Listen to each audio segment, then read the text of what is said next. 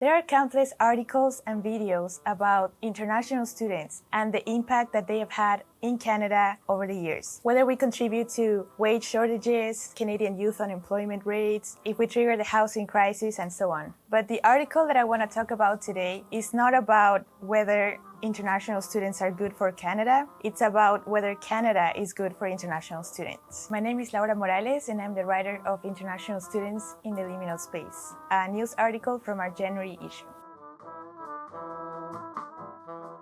My favorite part about writing this article is also one of the most challenging ones, which was having the opportunity to talk with other international students by doing the survey that this article is based on. Why was it a challenge? Because most of the students were scared to answer the main question in the survey, which was, did you choose to study in Canada with the intention of becoming a permanent resident? And they're not the only ones that are scared of this question, and it's actually a topic that came up in the Immigration Committee in the House of Commons in 2022. According to Mr. Jafkat Ali, they meaning international students from Africa, they raised a concern that there seem to be two messages to applicants, and I quote, "One, we need new immigrants to Canada, and we offer the post-graduation work permit, but do not mention that you want to stay in Canada after your studies." As a response, immigration lawyer William Tao, he responded with the following argument.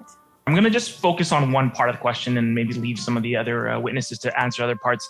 I think the dual intention element is definitely of major concern. If I come to Canada temporarily, if I have a future permanent resident intention, that is permissible as long as I can show that I can leave Canada at the end of my authorized stay. Unfortunately for students, the permanent residence pathway could be 5, 6, 7 years in the future. That dual intention is not taken into consideration by the visa offices in a very significant way. Then there are these assumptions about the home country, the family that might be coming, and the economic conditions of the country that they're leaving, and that is prejudiced into refusal decisions. So I think the dual intention really needs a rethink in order for this provision to be successful. So I'll leave my comments on that dual intention piece. So the concept that William Tao introduces to is dual intent. What this means is that if you come to Canada with the intention of studying and with the intention of permanent residency, these are not contradictory. This can be complementary. So there's nothing wrong with being here with a study permit, but also saying that you're planning to become a permanent resident. It's not only not wrong, it's also perfectly legal. And it's, as you can see, it's in the Government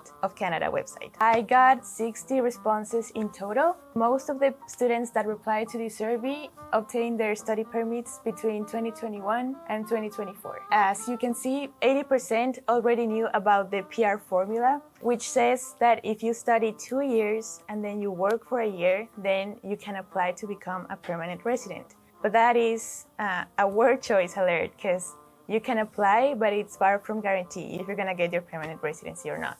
More than 80% were already familiar with this. 70% said that they did apply for a study permit with the intention of obtaining their permanent residency. The only way that I got to earn international students' trust to talk about this was by sharing my response with them, also explaining the dual intent concept. It allowed us to have this conversation of how we're all pretty much in the same boat. On top of all the difficulties, we also feel that we can talk about it. So at least we got to get the conversation going. But I feel like the most concerning part is the responses to these questions. What do you think are your chances of getting permanent residency? And as you can see, it's absolutely split. Between 1 out of 10 and 10 out of 10, people are really confused about what their chances are. As part of the research for this article, I calculated what the average international student score would look like. Now I pause because I'm not an immigration advisor, and this is just an exercise. So CAPU offers this webinar every year, and it's mandatory for international students that are about to graduate. It's called Pathways to Permanent Residency. So the one that I assisted was in November 28th. It covered topics like requirements of federal and provincial streams, CRS point systems, pitfalls and risks, how to apply for permanent residency, and it had a Q&A period. So what we're gonna look at is the CRS point system. How to check your score. First, this is a government website that anyone can Google CRS calculator. Make sure that you're in the Government of Canada website. So we click on the CRS calculator. The first question is, what is your marital status? We're assuming that most international students are gonna be single. After the age of 29, For each year you're over 30, you get less points. So let's just say that we have 29. So we're right there before we start losing points because of our age. So we're gonna fill it up as if it were with the PR formula. So 2 years of education. International students that are applying for their post-graduation work permit, they need to give the English test again to check their proficiency. This can cause a lot of debate because if after you studied for 2 years in Canada and you don't have the level of English proficiency that you would need, that would be a little controversial, but that's not the point of this video. Anyway, in the article for the exercise, I put the highest score possible in the exam. So I'm just assuming that everyone did super great in their English.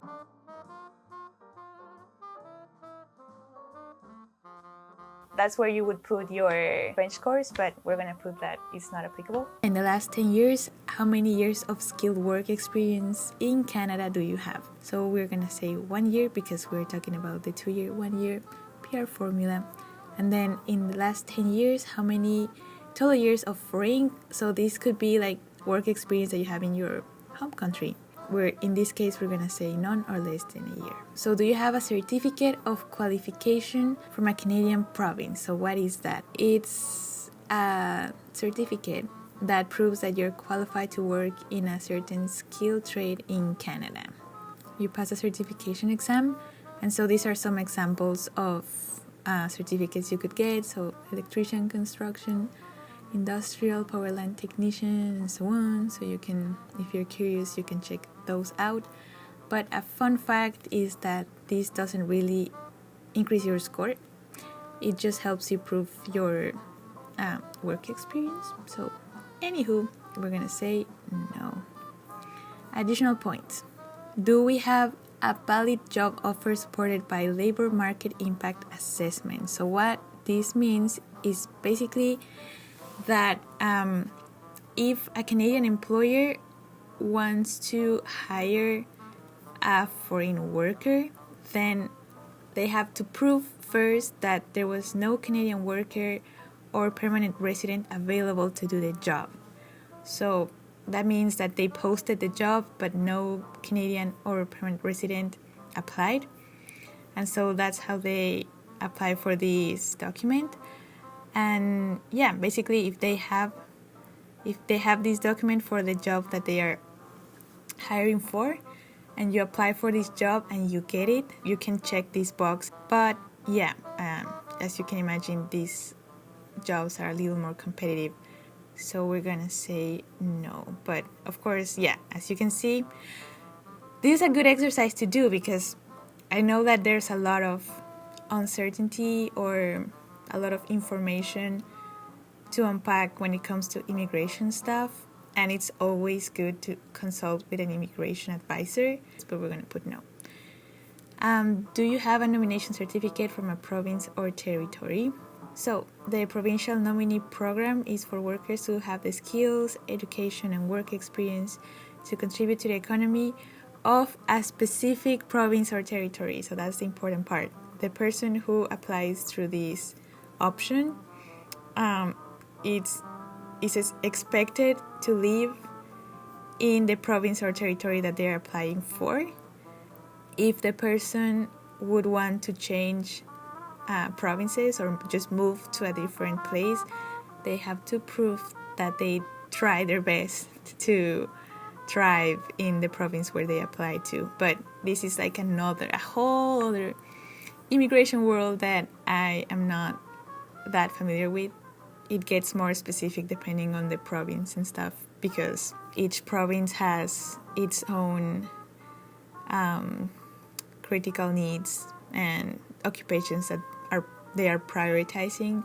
So for example, in BC, they're prioritizing child care, healthcare, veterinary care. That's that. We say no, and then yeah, we're not married to a Canadian, or we don't have a brother or sister that is already a permanent residency. So we're going to calculate the score. So as you can see, it does break it into the different sections that calculate your score. You can see how many points you're getting for your age, your level of education. For example, for first official language, this will be the points you would get if you have the highest scores in the English, in the IELTS. Then you have the education section, Canadian work experience. So if you work for more than 1 year, you will see that reflected in this number. If you worked in your home country, then you will see it reflected in these numbers. As you can see, the provisional nomination, which is 600 points, that would be a big difference if you had that. But yeah, so the total points that we have is 437. And if you want to empirically understand how the points increase depending on the other factors, so for example, let's say we learn French and we just learn how to read it. Say we don't learn anything else. And so we click on calculate score to second official language, and then you can see now it says 3. So yeah, that's how you can go and check, okay, what if I worked for 3 years? What if I studied for 4 years? You can already have a sense of how competitive it is because of the difference that can come up with just this section, that it's a maximum of 50 points. We land to 422 points. And this is by doing like the bare minimum requirements, which are studying 2 years and working for 1 year. So what do we do with this number? We go to the next website, which is the way that Canada chooses who's gonna become a permanent resident is by looking at the labor market needs. Public opinion around immigration also has a big influence. You can imagine that you have a pool of candidates. All the international students, after they graduate and after they gain work experience, they become part of this pool of candidates. The way it works is that people receive invitations to apply for permanent residency. So once you receive an invitation, you send all your paperwork that you studied, where you've worked, and so on.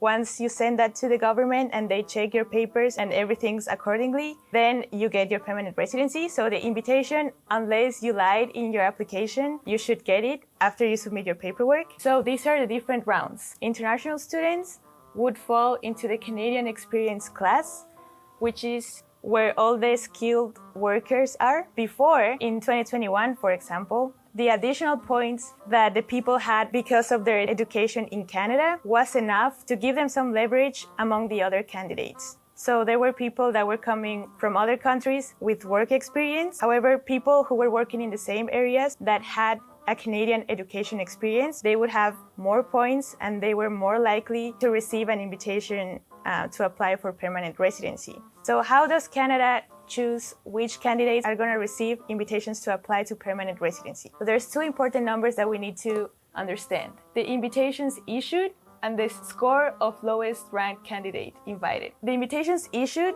are how many people is the government grabbing from this pool of candidates. So of course, if they grab a big number, the people that are at the top of this pool, the people that have the highest scores, they're gonna be chosen. The lower they are in the pool is because they have a lower score. The more people they grab from this pool, people with lower scores are gonna have a chance to be chosen. That is the invitations issued. So on the other hand, you remember our score, which was less than 500, then you can check this was the lowest score that got an invitation. So for example, in January 8th, so that's pretty recent, the person with the lowest score that got an invitation was 542. The rounds that we need to be looking at for international students are the Canadian experience class. There are some that are way more competitive, like for example, the provincial nominee program. You can see that the lowest ranked candidate has a pretty high score. When we looked at the numbers for 2021, the score of the lowest ranked candidate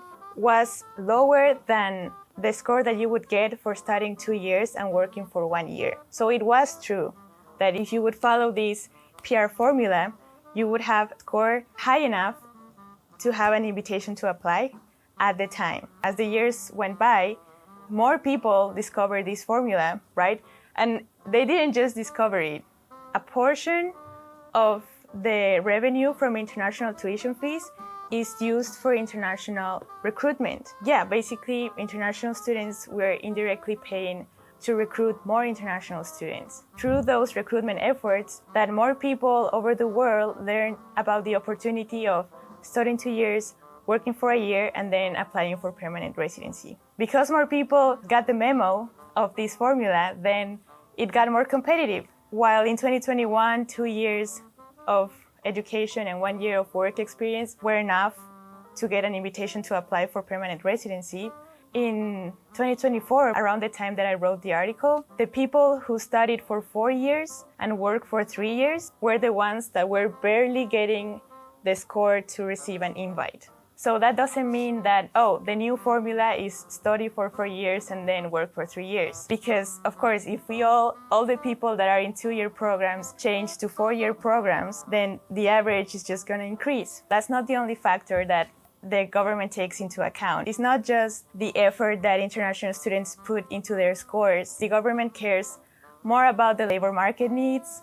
That's why right now they're making so much emphasis in people in the health or in childcare rather than more creative fields, for example. It has a lot to do with the public opinion around immigration. So right now, because international students are being scapegoated about the housing crisis and all the topics that we mentioned at the beginning, and because there's an election coming up soon, that also has an influence in the public policy around immigration, how many invitations are issued, and therefore what's the lowest score that gets an invite. And this is an announcement by Justin Trudeau. But a plan that only talks about permanent immigration misses the other pathway, temporary immigration.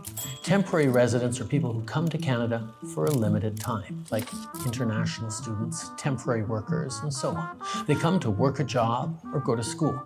When the job is done or when they finish their degree, most return home. Some apply to stay as permanent residents, but most return home. So what he's saying is that all the plan around immigration was based on the fact that most temporary residents come but are not really planning to stay. Most are planning to return home. As you could see in our survey, 70% were planning to stay. We're gonna go back to this report that came up in 2012. What it talks about is international education as a key driver of Canada's future prosperity. They were seeking to double the number of full-time international students from around 230,000 in 2011 to more than 450,000 by 2022. They put that they consider it to be realistic given their assessment of the growth trends in international education and so on. It was going to double the number at the time. However, in CBC News, just 1 year after, in 2023, Mark Miller, the immigration minister, announced that they were going to receive 900,000 international students. Then we talk about international students as a source of labor supply and their transition to permanent residency. In the introduction of this article, as permanent residencies, former international students have some advantages in the labor market over immigrants who studied abroad. And that is because they face less obstacles with respect to credential recognition and language proficiency, are familiar with the culture, and have already built social networks in Canada. Every time that I question, or that the government questions, where did international students get the idea of coming to Canada as international students with the intention of becoming permanent residents, I go to this government website, which is called Study, Work and Stay in Canada. Every time you feel gaslighted, you can just return to all these efforts to recruit international students using permanent residency as bait. Ultimately, it's very hard to predict what are going to be the immigration trends next year or in a few years. And that is the hardest part, because even though something's working right now, you can't ensure people that that's going to keep working in 2 or 3 years or in 5 years, which is the amount of time that would take for a person that decides to come to study in Canada and get work experience and apply for a post-graduation work permit. That's minimum 3 years to up to 7 years, in which a lot of these conditions can change. So the discourse around post-secondary education as a pathway to permanent residency is currently not accurate. And that is why a lot of post-secondary institutions are struggling to recruit international students right now. I want to quote this article, "Immigration cuts are coming. What do they mean?" by these two amazing journalists. Trudeau's strongest critique is reserved for really bad actors who outright exploit people and target vulnerable immigrants with promises of jobs, diplomas, and easy pathways to citizenship. Promises that would never come true. Is he describing his own government? And to conclude, I would like to read the last paragraph of the article. If international students lack a reasonable chance of becoming permanent residents, new questions arise. Should international students continue to trust the system, or is it the post-secondary education system exploiting this trust? There has been very little incentive for these institutions to improve conditions for international students, but without permanent residency as bait, they will have to assess if what they are offering is enough.